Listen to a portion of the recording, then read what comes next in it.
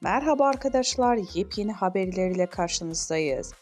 Elçin Sangu ve sevgilisi hakkında şok eden iddialar.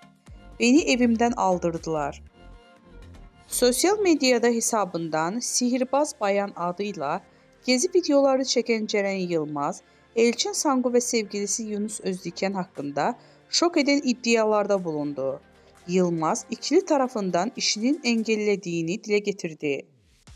24 yaşında kendi başına bir şey yapmak istiyorum diyen Ceren Yılmaz, ikili tarafından işlerinin engellediğini söyledi.